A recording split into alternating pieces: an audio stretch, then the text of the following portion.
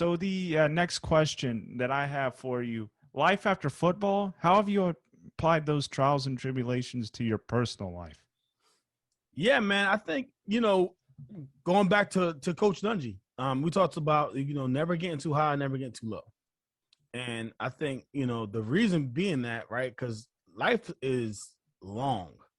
And, you can't let certain things, get you so bent out of shape, or certain things make your ego so big, because you still have to progress. So no matter if you had a good play or a bad play, whatever it is, man, there's always tomorrow. So it's really about understanding what matters most, and setting up some daily disciplines, which football really taught you about those disciplines. But then having the purpose inside to go out there and execute on those disciplines every single day. And that's the challenging part. So many people know what to do, but they just don't have the discipline to actually get it done. And I think football has really just instilled those discipline, those habits inside of me.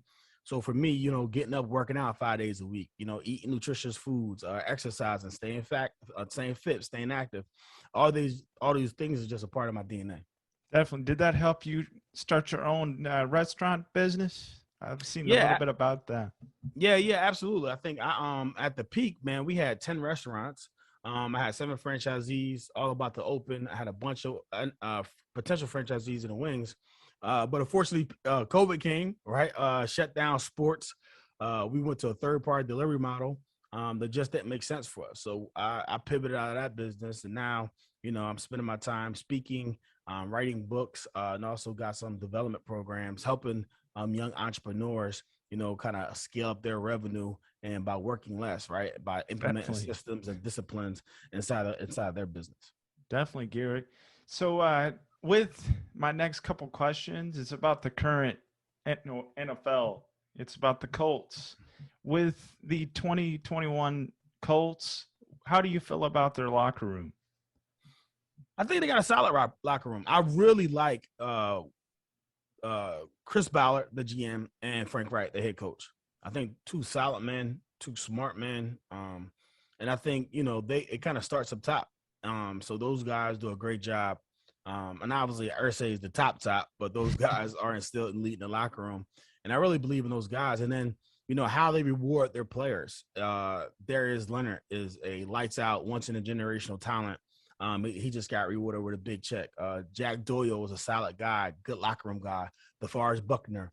So who they're rewarding and who they're building that team with is a bunch of great guys and great individuals. Now it's about coming together. Carson Wentz obviously came in. He had a pretty solid game last week. They lost against Seattle, but I still think his mobility is going to be helpful as the season progresses, and as he get more comfortable with those wide receivers. I think the coach is going to have a pretty solid season. Are you sold on Wentz being a good starting quarterback? I am. I think what I saw from him on Sunday, his ability to withstand pressure, his ability to get the ball out, throw to the underneath defender. I think as he continues to progress, he's going to get more comfortable. I really like their offensive line. I think one of the best in the NFL. Then when you add Jonathan Taylor with that, one of the top 5 backs. I mean, I think you really got the recipe for a really solid offense. But with the Carson Wentz injury in the off season and practice too, don't you think that'll come into play with the Um, foot? nah, I think if I'm being honest, every NFL player out there is injured to some degree. I mean, just part of the game. I mean, you're playing football, you're running yourself into another human being, right?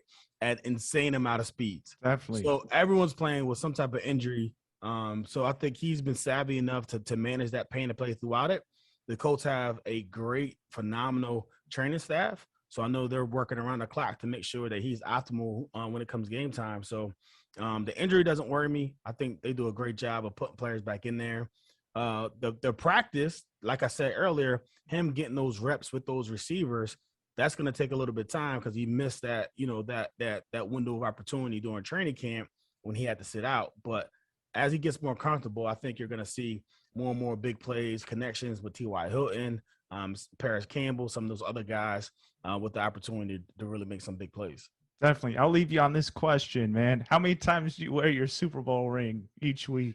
You know what, man? It's I wear it now just for big events. You know, about as a public speaker, sometimes I speak at some big companies, some big events. So definitely want to wear the ring at those events. You know, if I'm out of dinner, but just walking around every single day, man. I don't wear the ring. I think I wear the ring in my heart, right? I know I won a Super Bowl. I'm a champion. And that's kind of how I just carry myself. So I don't need the ring to kind of justify that for me. Definitely. This concludes our episode today, folks. We greatly appreciate the support.